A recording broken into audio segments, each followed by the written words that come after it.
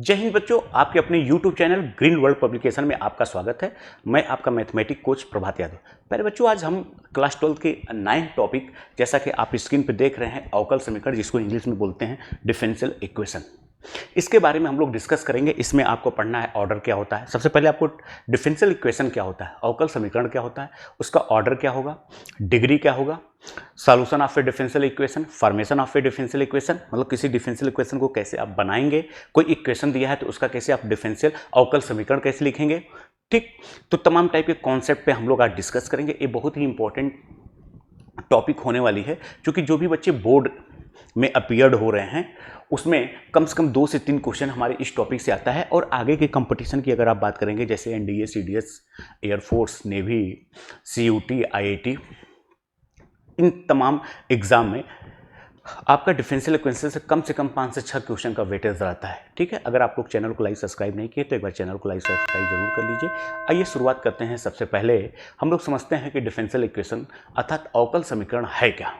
ठीक, तो हम लोग यहाँ पे देखते हैं कि डिफरेंशियल अवकल समीकरण क्या है, डिफरेंशियल इक्वेशन। ठीक, चलिए, अवकल समीकरण का मतलब क्या होता है, जिसको हम लोग इंग्लिश में बोलते हैं डिफरेंशियल इक्वेशन। एक ऐसा समीकरण जिसमें स्वतंत्र चरों के सापेक्ष आश्रित चर के अवकलन सम्मिलित हों, उसे अवकल समीकरण कहते हैं। अर्थात ये कह रहा है कि एक ऐसा समीकरण, जैसे मान लीजिए हमने लिखा y बराबर एफ एक्स, कोई x का फंक्शन है, तो आप यहां पे एक बात ध्यान दीजिएगा, जो यहां पे x है, ये है आपका इंडिपेंडेंट स्वतंत्र चर, इंडिपेंडेंट वेरिएबल। लेकिन अगर यहीं पे आप y की बात करेंगे तो ये है आपका डिपेंडेंट वेरिएबल, यानी कि परतंत्र चर, और ये क्या हो जाएगा, स्वतंत्र चर। कह रहा है एक ऐसा इक्वेशन जिसमें एक स्वतंत्र चर, एक परतंत्र चर तथा परतंत्र चर का स्वतंत्र चर के रिस्पेक्ट में, के सापेक्ष अगर अवकलन लिखा गया है, तो ऐसे समीकरण को अवकल लिखा गया है, या अवकलज अगर सम्मिलित है तो ऐसे समीकरण को हम लोग बोलते हैं अवकल समीकरण। अर्थात जैसे हमने लिख दिया, जैसे मान लीजिए dy by d x plus y is equal to 0, ये क्या है, एक अवकल समीकरण। क्यों? क्योंकि ये y जो है आपका प्यारे बच्चों, इसको हम लोग बोलते हैं क्या है, परतंत्र राशि, मतलब डिपेंडेंट है। x क्या है आपका, इंडिपेंडेंट। तो डिपेंडेंट का इंडिपेंडेंट के रिस्पेक्ट में जो डेरिवेटिव लिखा गया तथा परतंत्र राशि ये भी उपस्थित है, ऐसे समीकरण को हम लोग बोलते हैं अवकल समीकरण। या जनरल फॉर्म में हम लोग लिखना चाहें तो dy by d x plus F x कमा वाई इज इक्वल टू 0, इसको हम लोग क्या बोलेंगे, अवकल समीकरण। ठीक, जैसे और भी कुछ एग्जाम्पल के माध्यम से समझिए। जैसे हमने आपको लिखा कि आपका लिखा है d2y by d x square plus dy by d x plus x y बराबर 0, ये क्या है, एक अवकल समीकरण है। क्यों? क्योंकि देखिए इसमें जिसे हमने कहा कि अगर y बराबर लिखा है x क्या है आपका, इंडिपेंडेंट, और y जो है आपका यहां पे डिपेंडेंट है। अर्थात y जो है वो परतंत्र है, अर्थात y की जो वैल्यू है वो x की वैल्यू पे डिपेंड करेगी। अगर आप x को चेंज करेंगे, सपोज करिए x बराबर 0, y बराबर 0, x बराबर 1, y बराबर 1, x बराबर 2, y बराबर 2, मतलब जो y की वैल्यू वो x की वैल्यू पे डिपेंड कर रही है। तो कह रहा एक ऐसा समीकरण जिसमें x भी हो, y भी हो। अगर आपने x को इंडिपेंडेंट स्वतंत्र राशि माना, तो y क्या है, परतंत्र राशि, तथा परतंत्र राशि का स्वतंत्र राशि के साथ अवकलन भी हो, अर्थात dy by d x, d2y by d x, d3y by d x cube, d2y by d x square, d3y by d x cube. अगर ऐसी चीजें आपको किसी इक्वेशन में दिखता है, तो ऐसे इक्वेशन को हम लोग बोलते हैं अवकल समीकरण, जिसको इंग्लिश में आप बोलते हैं डिफरेंशियल इक्वेशन। चूंकि हम बाइलिंगुअल दोनों टर्मोलॉजी यूज करेंगे, क्योंकि आगे के आप जो भी कंपटीशन में अपीयर्ड होंगे उसमें टर्मोलॉजी का बहुत बड़ा यूज होता है। इसलिए प्यारे बच्चों, यहाँ पे दोनों टर्मोलॉजी को अगर आप अभी से फोकस करेंगे तो आगामी एग्जाम के लिए आपको बहुत बेहतर महसूस होगा। चलिए, अगर मैं कहूं आपसे कि x y बराबर 0, या मैं कहूं कि x plus y plus 2x square बराबर 0, ये अवकल समीकरण है, आप कहेंगे नहीं, नॉट। क्यों? क्योंकि एक्स वाई तो है लेकिन d y by d x नहीं, एक्स वाई है लेकिन d y by d x नहीं। अगर मैं आपसे ये कहूं कि d y by d x is equal to 0, sorry, तो हम कहें अवकल समीकरण है कि नहीं? आप कहेंगे है। क्यों? इसको आप चाहें तो लिख सकते हैं d y by d x plus 0 into x plus 0 into y बराबर क्या लिख सकते हैं? 0। एक ऐसा समीकरण जिसमें y का x के रेस्पेक्ट में अवकलन, x भी है y भी है, अब इसका कोफिशिएंट कुछ भी उससे मतलब नहीं है, बराबर 0 लिखा है, ऐसे समीकरण को हम लोग बोलेंगे अवकल समीकरण। अगर आप सेकेंड ऑर्डर का लिखना चाहें d two y by d x square बराबर 0, ये भी है। क्यों? क्योंकि इसको आप लिखना चाहें तो लिख सकते हैं d two y by d x square plus 0 into x plus 0 into y बराबर 0। ये भी क्या है? आपका अवकल समीकरण। ठीक, चलिए, तो यही कह रहा एक ऐसा समीकरण जिसमें स्वतंत्र चर मतलब x के सापेक्ष आश्रित चर के अवकलज, आश्रित मतलब डिपेंडेंट y के अवकलज ऊपर सम्मिलित हों उसे अवकल समीकरण कहते हैं। समान अवकल समीकरण, ऑर्डिनरी डिफरेंशियल इक्वेशन क्या कहते हैं? सामान्य अवकल समीकरण किसे कहते हैं? कि जब अवकल समीकरण में एक ही स्वतंत्र चर के सापेक्ष आश्रित चर के अवकलज का सम्मिलित हो तो उसे सामान्य अवकल समीकरण कहते हैं। अर्थात एक कह रहा है कि एक ऐसा समीकरण जिसे हमने लिखा कि d y by d x बराबर आपका लिखा है कांस्टेंट। इसका मतलब क्या है? ये x क्या है? आपका स्वतंत्र है, y क्या है? परतंत्र है। तो परतंत्र का स्वतंत्र के सापेक्ष अवकलन बराबर आपका कांस्टेंट लिखा रहे, चाहे एक ही वेरिएबल लिखा रहे। क्या कह रहा है कि जब अवकल समीकरण में एक ही स्वतंत्र चर के सापेक्ष आश्रित चर के अवकलज सम्मिलित हों तो उसे सामान्य अवकल समीकरण कहते हैं। D two y by d x square plus y बराबर 0। तो इसमें देखिए सिर्फ क्या है? परतंत्र चर ही है और एक आपका अवकलज है, इन दोनों का कॉम्बिनेशन है। इसमें मतलब दो वेरिएबल नहीं है। कहने का मतलब ये है कि एक ही वेरिएबल हो, और वो जो वेरिएबल हो वो अब जिसे आप यहाँ पे लिखना चाहें तो आप लिख सकते हैं d three y upon d x cube बराबर कांस्टेंट। ये भी क्या है? आपका ऑर्डिनरी डिफरेंशियल इक्वेशन है। ठीक, चलिए, आंशिक अवकलन समीकरण। आंशिक अवकलन समीकरण को पार्शियल डिफरेंशियल इक्वेशन बोलते हैं। जब अवकल समीकरण में एक से अधिक स्वतंत्र चर के सापेक्ष आश्रित चर के अवकलज सम्मिलित हों तो उसे आंशिक अवकल समीकरण कहते हैं। जैसे मान लीजिए कि आपका कोई एक इक्वेशन लिखा है कुछ इस type, f x y z is equal to 0, जहां पे एक्स क्या है? इंडिपेंडेंट है, लेकिन y और z जो है ये डिपेंडेंट है। मतलब ए है डिपेंडेंट, मतलब ए है आपका डिपेंड मतलब परतंत्र, ये स्वतंत्र। ठीक, तो ये कह रहा है कि जैसे हमने लिखा कि D z upon d x, तो पार्शियल डिफरेंशियल में हम लोग इसका यूज करते हैं इस टाइप में, d z upon d x plus कोई एक कांस्टेंट मान लीजिए के लिखा है d z upon d y बराबर, जिसे मान लीजिए हमने लिखा k1, एक नया कांस्टेंट। मतलब ये कह रहा है कि अगर y बराबर x का इक्वेशन है और z बराबर अगर y का है, तो देखिए अब यहाँ पे y की वैल्यू x पे डिपेंड है और यहाँ पे z की वैल्यू y पे डिपेंड है, तो इनडायरेक्ट में z की वैल्यू किस पे डिपेंड है? x पे। ठीक, तो ये कह रहा है एक ऐसा समीकरण जिसमें y x के रेस्पेक्ट में हो, z क्या है? ये y के रेस्पेक्ट में हो, तो ऐसे समीकरण को हम लोग बोलते हैं पार्शियल डिफरेंशियल इक्वेशन। या कुछ इस टाइप के देखिए, जैसे हमने लिखा d two z upon d two x d x square plus d two z या d z upon d y बराबर कांस्टेंट। ठीक, चलिए,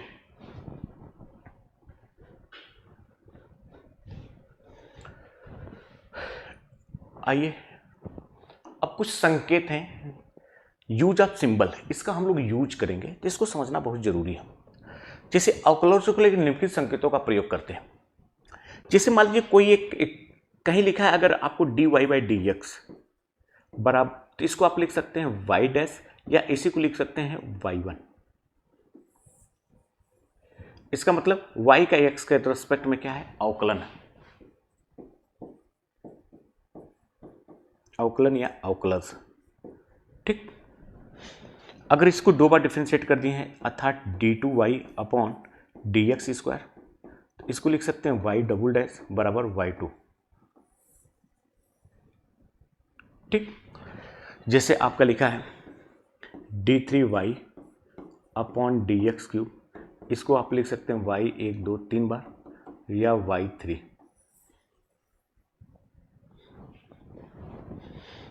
आपका लिखा है d4 y upon d x 4 बराबर 1 2 3 4 या y4। ठीक, तो इसी तरह से अगर मान लीजिए आपका लिखा है nth का, जैसे y, तो d की पावर n y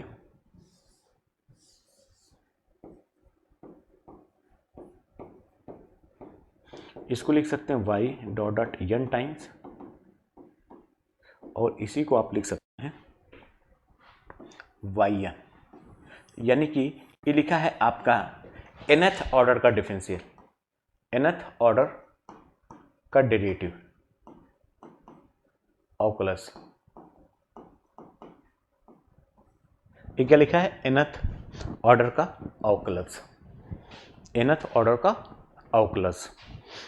ठीक, चलिए, तो यहीं पे आपको ये कह रहा है कि जैसे dy बाई डी एक्स, तो इसको y डैश या y1, इसको y double dash y3 triple dash, या इसको लिख सकते हैं yn से निरूपित हम लोग करते हैं।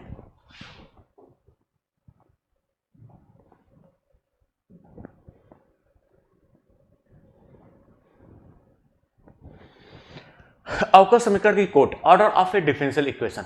अगर कोई डिफरेंशियल इक्वेशन लिखा है तो उसका ऑर्डर क्या होगा। ठीक, कह रहा किसी अवकल समीकरण में चर के सापेक्ष आश्रित उच्चतम कोटि के सम्मिलित अवकलज को उस समीकरण की ऑर्डर कोटि कहते हैं। अर्थात ये कह रहा है कि कोई भी डिफरेंशियल इक्वेशन लिखा हुआ है जो जितनी बार डिफरेंशिएट किया गया, जैसे हमने लिखा dy बाई पहला, जैसे हमने लिखा dy by d x plus sine x is equal to 0, तो ये देखिए y x के रेस्पेक्ट में कितनी बार डिफरेंशिएट किया गया है, एक बार, तो इसका जो ऑर्डर होगा 1। ये आपका लिखा गया है d2y upon d x square x y d y by d x is equal to 0। अगर इसके हम लोग ऑर्डर की बात करें तो इसका ऑर्डर है क्या, 2। क्यों, क्योंकि ये दो बार डिफरेंशिएट किया गया। तो एक ऐसा अवकल समीकरण जो सबसे ज्यादा बार डिफरेंशिएट किया गया है, एक ऐसा अवकल समीकरण जिसमें सबसे ज्यादा बार डिफरेंशिएट किया गया है, जो सबसे ज्यादा बार अवकलन किया गया है, उसको हम लोग बोलेंगे वही उस डिफरेंशियल इक्वेशन का क्या है, ऑर्डर है। ठीक, जैसे हमने लिखा कि आपका लिखा है d3y plus d x cube plus 2 times d2y upon d x square plus 5dy by d x is equal to 0। तो अगर हम लोग इसके ऑर्डर की बात करें, ऑर्डर मतलब क्रम, तो ये देखिए ये कितनी बार डिफरेंशिएट किया गया है। अगर हम लोग थोड़ा सा फोकस करें तो ये लिखा गया है 2 बार डिफरेंशिएट, ये कितनी बार, 3 बार किया गया, ये कितनी बार किया गया है, 1 बार। तो सबसे ज्यादा बार कितनी बार किया गया, आप कहेंगे 3 बार। तो यानी कि ये जो अवकल समीकरण लिखा गया है इसका जो ऑर्डर होगा वो कितना होगा, 3 होगा। तो मैं उम्मीद करता हूं कि आप लोग समझ रहे होंगे कि ऑर्डर का मतलब ये होता है कि एक ऐसा अवकल समीकरण जो सबसे ज्यादा बार डिफरेंशिएट किया गया है, जो सबसे ज्यादा बार अवकलन किया गया, जो जिसमें अवकलन सबसे ज्यादा बार हुआ, वही उसका क्या होगा, ऑर्डर होगा। तो वही कह रहा है, जैसे ये लिखा हुआ है 0, तो ये क्या है, 3 बार डिफरेंशिएट किया गया। कितनी बार, 3 बार। तो ये हो जाएगा इसका जो ऑर्डर होगा, आप इसका जो ऑर्डर होगा आप कहेंगे 3 बार। ठीक, अब इस इक्वेशन की अगर हम लोग बात करें तो ये क्या है, एक अवकल समीकरण है। ये कितनी बार डिफरेंशिएट किया गया, 2 बार। ये कितनी बार किया गया, 1 बार। तो सबसे ज्यादा कितनी बार किया गया है, 2 बार। तो इसका जो ऑर्डर होगा 2। तो इस अवकल समीकरण की हम लोग क्या बोलते हैं, इसकी कोटि बोलते हैं। तो एक ऐसा अवकल समीकरण जो सबसे ज्यादा बार डिफरेंशिएट किया गया है उसको हम लोग उस अवकल समीकरण के क्या बोलते हैं, ऑर्डर, अर्थात कोटि। ठीक, अब इसमें लिखा है अवकल समीकरण की घात, यानी degree of a differential equation. अगर इसकी इंग्लिश टर्मोलॉजी की हम लोग बात करें तो ये हो जाएगा degree of a differential equation. यदि कोई अवकल समीकरण के अवकलज के बहुपद हैं तो उच्चतम कोटि के अवकल समीकरण की घात को अवकल समीकरण की घात कहते हैं। अर्थात सिंपल भाषा में अगर आप बात करें तो एक ऐसा अवकल समीकरण जिसमें जो फंक्शन सबसे ज्यादा बार डिफरेंशिएट किया गया उसकी जो पावर होगी उसी को हम लोग उस अवकल समीकरण की क्या बोलेंगे, घात बोलेंगे, डिग्री बोलेंगे। अर्थात जिसमें पहले एग्जांपल की अगर बात करूं तो ये लिखा है आपका d3y अपॉन dx क्यूब की पावर लिखा है 2 प्लस ये लिखा है 4 टाइम्स ये लिखा है d2y अपॉन dx स्क्वायर की power 3 plus dy by dx is equal to 0। अब आइए यहां पे देखिए, ये कितनी बार डिफरेंशिएट किया गया है, आप कहेंगे सर 3 बार। ये कितनी बार किया गया है, आप कहेंगे सर 2 बार। और ये कितनी बार किया गया है, आप कहेंगे 1 बार। सबसे ज्यादा बार कौन किया गया है, ए। तो इसका आर्डर की अगर हम बात करें कि इसका आर्डर बताइए क्या होगा, आर्डर मतलब क्रम, तो आप कहेंगे सर 3। घात का मतलब क्या होता है, घात मतलब होता है डिग्री। डिग्री का मतलब ये होता है जो फंक्शन सबसे ज्यादा बार डिफरेंशिएट किया गया उसकी जो पावर होगी, तो इसकी पावर कितना है, 2 है, तो यही इसकी क्या हो जाएगी, घात। तो अर्थात इसका जो आर्डर होगा वो 3, घात जो होगा 2। अब एक इंपॉर्टेंट बात इसमें समझना है कि किसी भी फंक्शन का जो घात होती है ये फ्री फ्रॉम रेडिकल साइन होती है, फ्री फ्रॉम रेडिकल साइन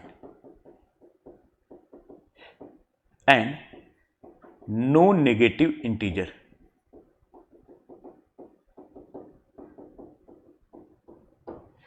यानी कोई भी नेगेटिव इंटीजर नहीं हो सकता है, ना कोई फ्रैक्शन हो सकता है। अर्थात जो डिग्री होगी 1/2 नहीं हो सकती, 1/3 नहीं हो सकती है। ठीक, और दूसरी बात क्या है, जो अवकल समीकरण होना चाहिए एक बहुपद होना चाहिए। अगर बहुपद नहीं तो सबसे पहले हम लोग इसको बहुपद का मतलब क्या होता है, जैसे यहां पे कहीं अंडर रूट लग गया है तो अब इस अंडर रूट को हमको हटाना पड़ेगा पहले। तो इसके लिए क्या करना पड़ेगा आपको, अब इसको हटाने के लिए जैसा कि आप जानते हैं कि इसको हटाने के लिए अब इसको उधर ट्रांसफर करेंगे तो आप लिखेंगे d3y अपॉन dx क्यूब की पावर 2 प्लस 4 टाइम्स ये लिखा है d2y अपॉन dx स्क्वायर की power 3 is equal to minus dy by dx। अब इन दोनों को स्क्वायर कर देंगे, अब यहां से स्क्वायर रूट हट जाएगा। अब एक बहुपद बन गया, अवकलन बहुपद बन गया। बहुपद मतलब क्या होता है, जिसमें बहुत सारे पद हो, जिसमें कोई नेगेटिव इंटीजर ना हो उसकी पावर, ना कोई फ्रैक्शन हो, भिन्नात्मक रूप में ना हो, तो ऐसे फॉर्मेट को, ऐसे एक्सप्रेशन को हम लोग क्या बोलते हैं, बहुपद बोलते हैं। ठीक, अगर आपका कोई डिफरेंशियल इक्वेशन कुछ इस टाइप का लिखा है, जैसे लिखा है dy बाई dx, अब प्लस लिखा है cos dy by dx is equal to लिखा है 1। इसका ऑर्डर तो डिफाइंड है, इसका जो ऑर्डर होगा ये ऑर्डर तो 1 होगा, यानी कि ये जो फंक्शन लिखा है ये कितनी बार डिफरेंशिएट किया, तो आप कहेंगे सर 1 बार किया गया। लेकिन जब डिग्री की हम लोग बात करेंगे तो अभी एक बहुपद नहीं लिखा गया, क्यों, क्योंकि इसके आगे cos है। अगर आप cos का एक्सपेंशन करेंगे तो ये क्या हो जाएगा, हम लोग जानते हैं cos का expansion 1 plus x square by factorial 2 कुछ इस टाइप का समथिंग आता है। तो अब ये क्या हो जाएगा, ये dy बाई dx में इसकी पावर बढ़ती चली जाएगी। तो अब डिग्री का मतलब क्या होता है, जो मैक्सिमम बार डिफरेंशिएट किया गया, अब यहाँ पे तो एक ही बार डिफरेंशिएट किया गया, अब इसकी पावर बढ़ती जा रही है। अब पावर क्या है, कहीं रुक नहीं रही, मतलब अनडिफाइंड हो रही है। तो अगर कोई भी डिफरेंशियल इक्वेशन को कोई ट्रिग्नोमेट्रिक फंक्शन ऑपरेट कर रहा है, इनवर्स ट्रिग्नोमेट्रिक फंक्शन ऑपरेट कर रहा है, एक्सपोनेंशियल फंक्शन ऑपरेट कर रहा है, चरघातांकी लघुगणक फलन अगर ऑपरेट कर रहा है, यानी उसके आगे लगा है, तो इसकी जो डिग्री होगी, जो घात होगी, डिग्री इज नॉट डिफाइंड, अर्थात परिभाषित नहीं होगी। नहीं होगी। ठीक, जैसे हमने लिखा कि d2y upon d x square plus sine, अब यहाँ पर हमने लिखा dy by d x is equal to 0। अब देखिए जो अवकल समीकरण है इसको कौन यहाँ पे ट्रिग्नोमेट्रिक साइन फंक्शन ऑपरेट कर रहा है, तो इसका ऑर्डर जो होगा, इसकी जो डिग्री होगी वो नॉट डिफाइंड। लेकिन अगर इसके ऑर्डर की बात करेंगे तो इसका ऑर्डर क्या होगा 2। क्यों? क्योंकि 2 बार डिफरेंशिएट किया। ठीक ठीक, जैसे एक इक्वेशन और लिखते हैं, जैसे आपका लिखा है d3y upon d x cube plus e की power d2y by d x square plus dy by d x बराबर लिखा है 5, यानी कांस्टेंट। तो अगर हम लोग इसके ऑर्डर की बात करेंगे तो यहाँ पे देखिए ऑर्डर का मतलब ये हो जाएगा कि ये कितनी बार डिफरेंशिएट किया गया है, आप कहेंगे 3 बार, तो यही इसका ऑर्डर यानी कि क्रम ये हो जाएगा आपका 3। लेकिन अगर हम लोग यहाँ पे इसके डिग्री की बात करें, डिग्री मतलब घात, तो अब देखिए यहाँ पे e की पावर जो लिखा है, ये e की पावर जो लिखा गया है, अब इसका एक्सपेंशन करेंगे तो बढ़ता चला जाएगा। इसका मतलब इसकी जो डिग्री होगी वो आप कहेंगे नॉट डिफाइंड। इसकी जो डिग्री होगी नॉट डिफाइंड अर्थात अपरिभाषित।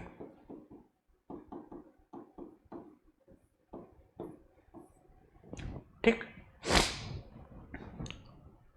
क्लियर है? चलिए आइए अब देखिए अगला कॉन्सेप्ट आपका क्या है।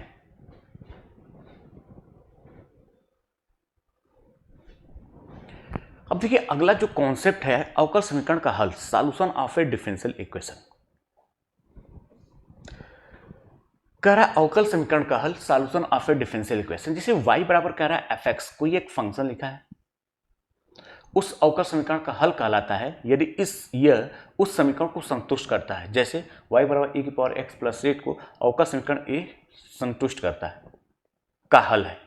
क्यों? क्योंकि अगर इसको एक बार डिफरेंशिएट करेंगे तो एक आ जाएगा, ही 2 बार करेंगे, अर्थात तो अवकल समीकरण का हल solution of a differential equation का मतलब ये होता है कि जो हमारा समीकरण यहां पे लिखा हुआ है प्यारे बच्चों, जो यहां पे हमारा एक इक्वेशन लिखा हुआ है, इस इक्वेशन को हम लोग, जैसे इसमें x क्या है इंडिपेंडेंट है, y क्या है डिपेंडेंट है, इंडिपेंडेंट और डिपेंडेंट इन दोनों को हटा के इंडिपेंडेंट का डिपेंडेंट के रिस्पेक्ट में हम लोग अगर कोई इक्वेशन, कोई एक अवकलज अगर हम लिखते हैं तो ऐसे समीकरण को हम लोग बोलते हैं सॉल्यूशन ऑफ ए अवकल समीकरण। ठीक, अर्थात कैसे? अब जैसे देखिए यहां पे लिखा है, जिसे एक एग्जाम्पल मात्र, जैसे कह रहा है कि अगर आपका y बराबर लिखा है e की पावर x प्लस कोई एक कांस्टेंट, मान लीजिए हमने 8 लिख दिया, तो अब कह रहा है इसका अवकल समीकरण का हल क्या होगा, यानी कि इस समीकरण का अवकलन समीकरण क्या होगा। तो अब इसको एक बार डिफरेंशिएट करेंगे तो ये हो जाएगा dy by d x is equal to e की पावर x। हमको e की पावर x को भी एलिमिनेट करना है, एक बार इसको और डिफरेंशिएट करें तो ये हो जाएगा आपका d2y upon d x square is equal to e की पावर एक्स। अब इसको मान लीजिए इक्वेशन फर्स्ट, यहां से ई की पावर एक्स की वैल्यू यहां पे पुट करिए तो आप इसको लिख सकते हैं d2y upon d x square is equal to dy by d x, या इसको लिख सकते हैं y डबल डैश बराबर y dash implied dash is equal to 0। यही क्या हो जाएगा, इस इक्वेशन का अवकल समीकरण हो जाएगा।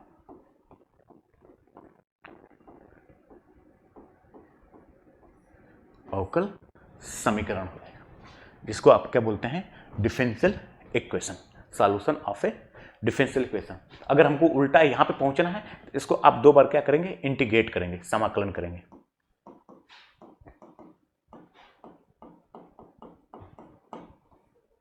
यानी कि इंटीग्रेट।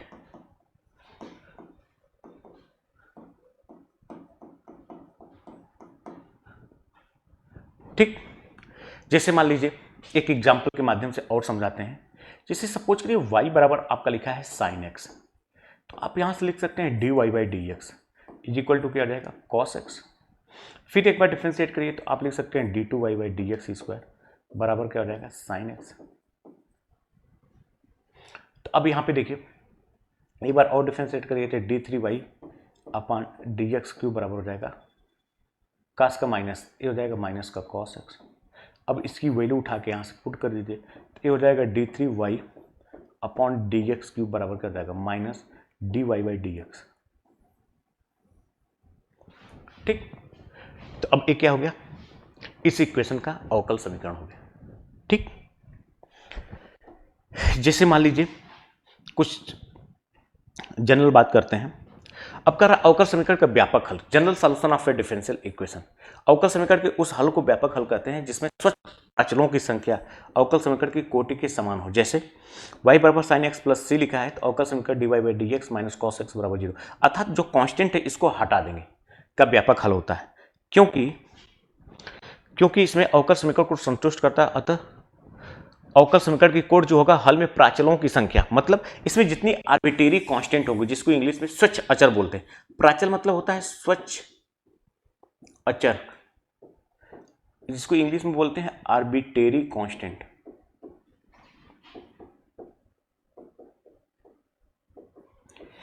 इसको हम लोग general solution of a differential equation का मतलब ये होता है कि जैसे मान लीजिए y बराबर आपका लिखा है x square plus 2a square. अब इसका हमको निकालना है general solution of a differential equation.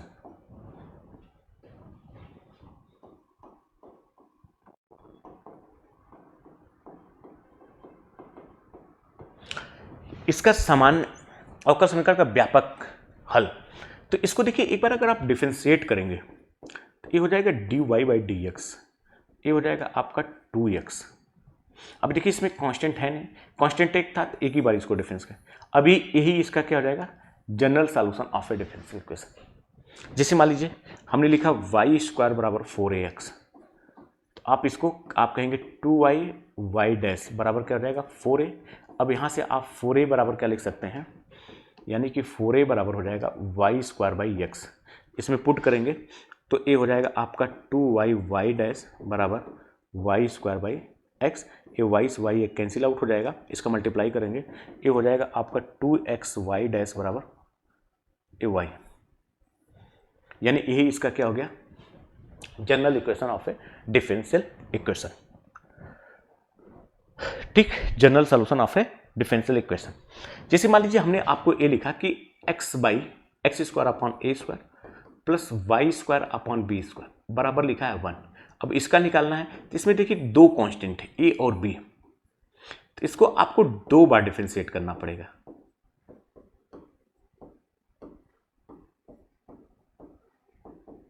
बराबर 0, यहां से 2 से 2 उधर चला जाएगा कोई मतलब, फिर डिफरेंशिएट करेंगे तो 1 अपॉन ए स्क्वायर।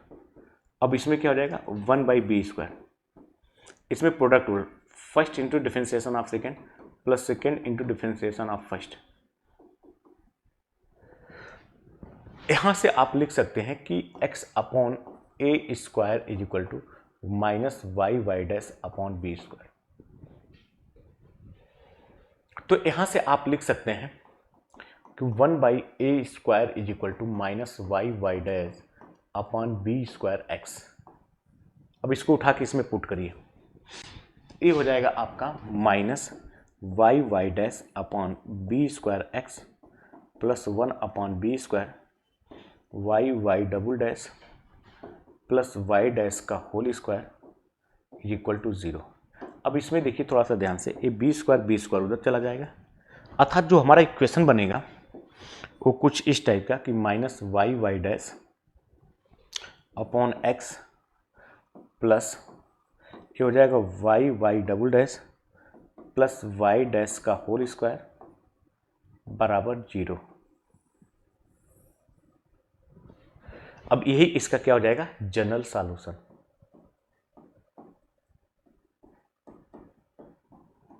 यानी सामान्य हल।